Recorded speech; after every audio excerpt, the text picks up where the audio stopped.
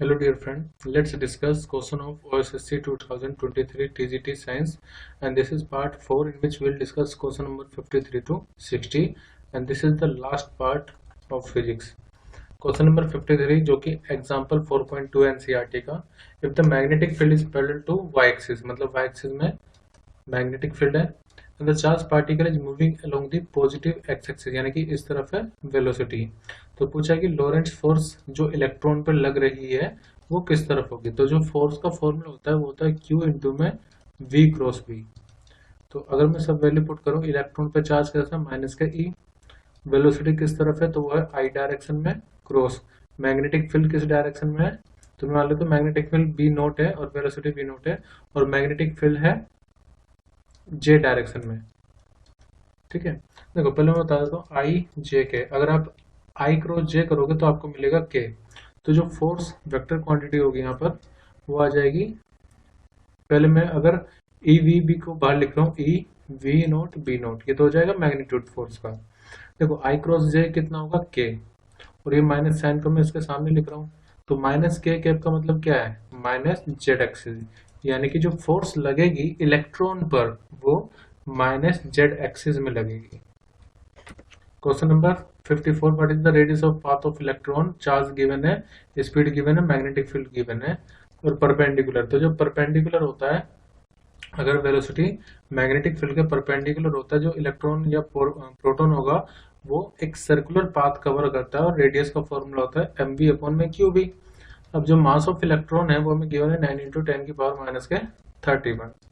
जो स्पीड है वो गिवन है 3 इंटू 10 की पावर 7 अपॉन में, चार्ज होता है इलेक्ट्रॉन पर 1.6 इंटू 10 की पावर माइनस 19, और जो मैग्नेटिक फील्ड है वो हमें 6 इंटू 10 की पावर माइनस 4 टेस्ला गिवन है।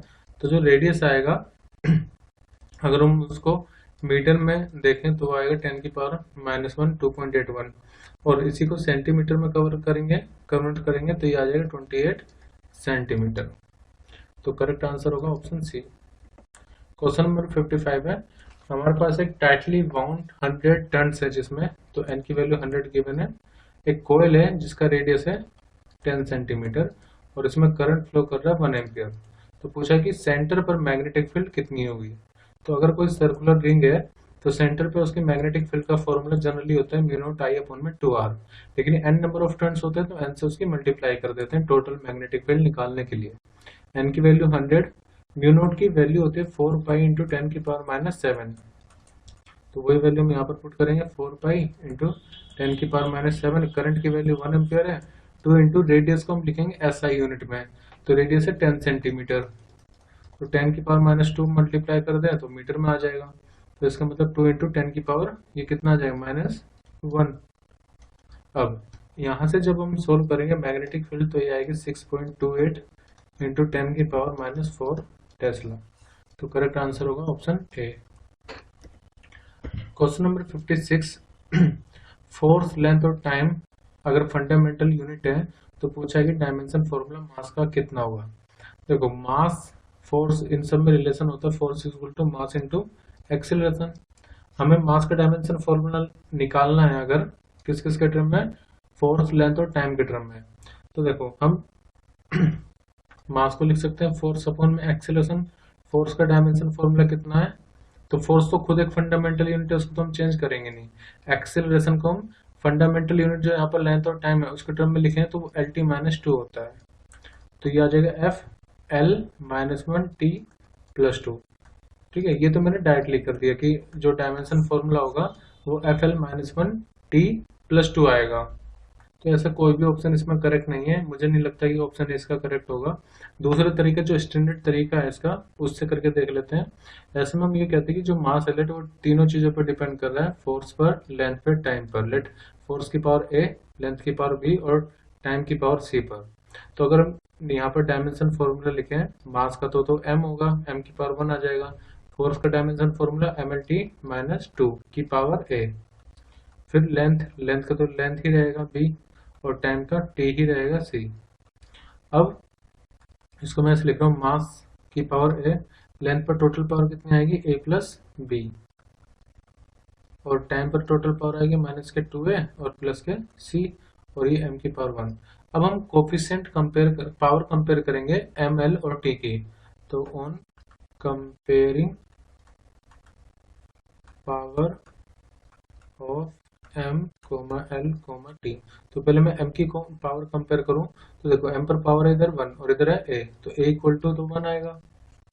फिर लेंथ की पावर a प्लस b है इधर, और उधर तो है ही नहीं, क्योंकि इसको आप ऐसे भी तो लिख सकते हैं m1 l की पावर 0 t की पावर 0, तो a प्लस b कितना आ गया 0, तो यहाँ से a equal to minus b आएगा।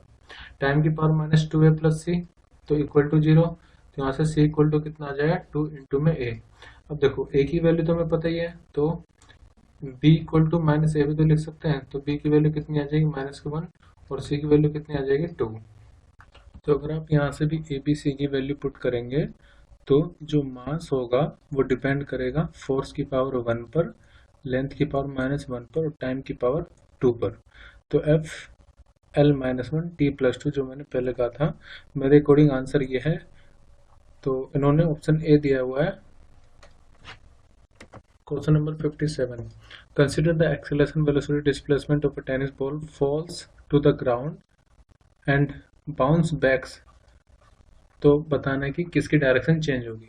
देखो जब ये नीचे आ रही है तो इसकी वेलोसिटी नीचे है, डिस्प्लेसमेंट भी नीचे है, और एक्सेलरेशन तो हमेशा नीचे रहती है जो कि g के इक्वल होगा। और जब ये ऊपर जा रही है तो डिस्प्लेसमेंट ऊपर की तरफ हो रहा है, वेलोसिटी भी ऊपर की तरफ है, लेकिन एक्सेलरेशन जो ग्रेविटी की वजह से होगा वो भी डाउनवर्ड ही होगा। ये ऐसा क्यों होता है? क्योंकि अर्थ हमेशा ऑब्जेक्ट पर सेंटर की तरफ फोर्स लगाती है, gravitation force. Force equal to होता है मास इनटू एक्सेलरेशन, और एक्सेलरेशन यहाँ पर g के इक्वल होता है जो कि सेंटर की तरफ होगा, अर्थ की तरफ होगा। तो डायरेक्शन में चेंज किस किस में आया? डिस्प्लेसमेंट और वेलोसिटी में, इसलिए करेक्ट आंसर होगा ऑप्शन डी। 58 क्वेश्चन है, if the earth is 1/4 of its present distance from the sun, तो ड्यूरेशन ऑफ ईयर कितनी हो जाएगी? तो देखो इस क्वेश्चन को हम यूज करेंगे यहाँ पर Kepler's third law of planetary motion, जो कि ये कहता है टाइम का स्क्वायर डायरेक्टली प्रोपोर्शनल होता है जो ऑर्बिट होगी उसके रेडियस की क्यूब पर। तो लेट शुरुआत में, मतलब फर्स्ट केस में, केस 1 में टाइम है t1 और रेडियस है r1।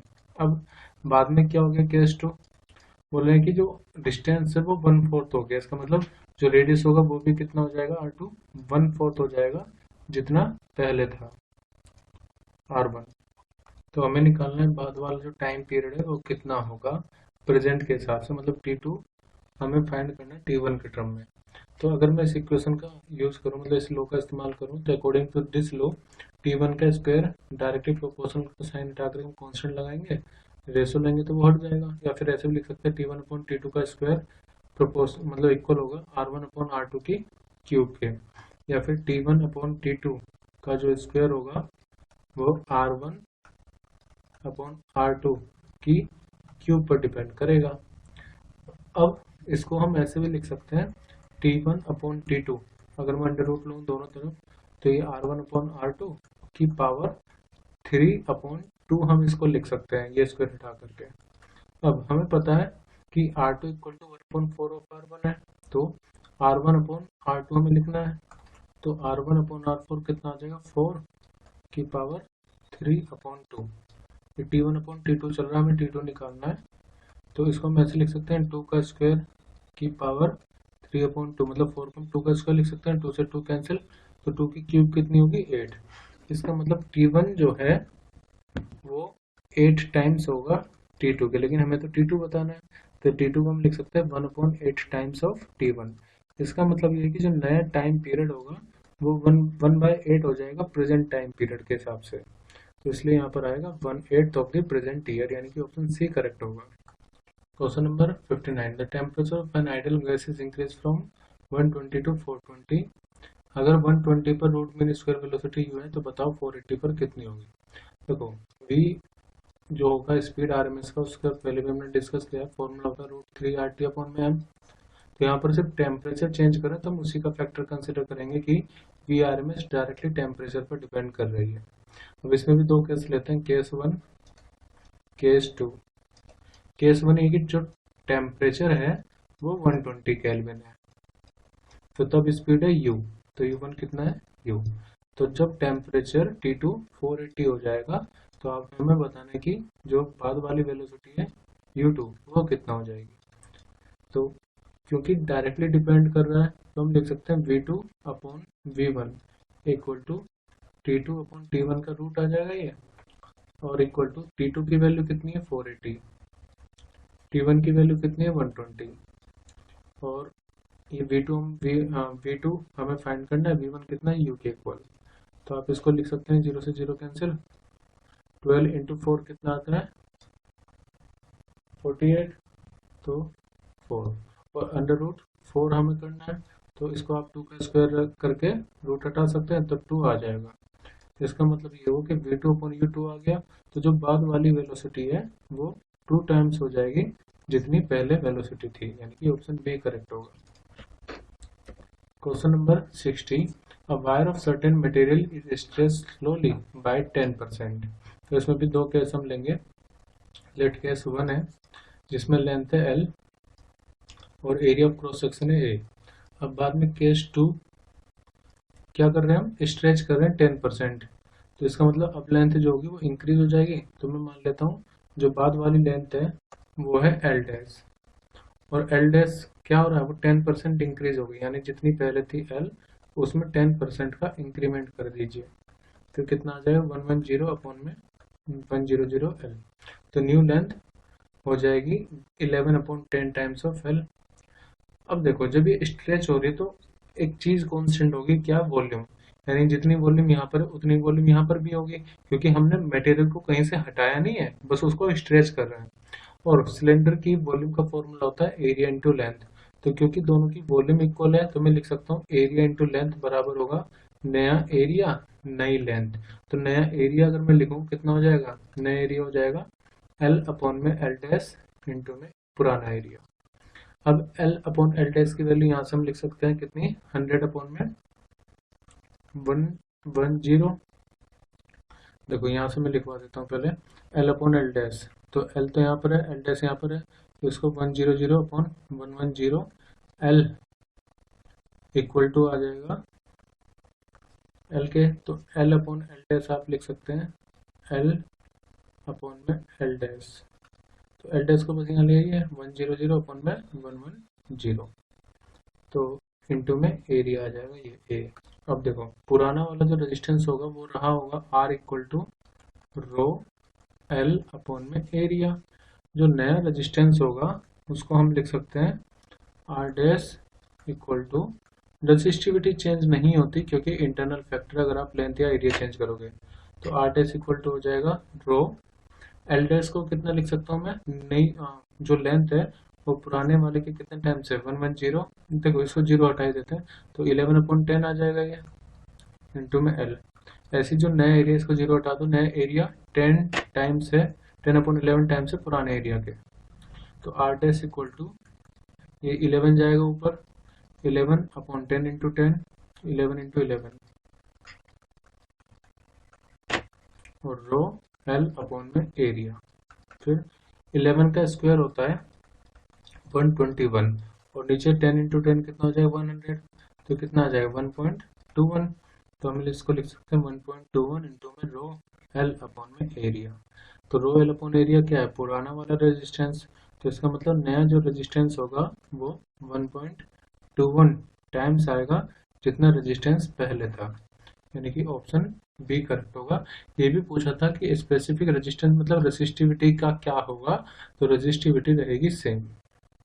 वैसे तो इसको बिना सोल्व करे भी हम कर सकते थे, क्योंकि हमें पता है रेजिस्टिविटी सेम रहती है और रेजिस्टेंस चेंज हो जाता है, तो इन सब में से यही ऑप्शन हम सेलेक्ट कर सकते हैं, ऑप्शन बी।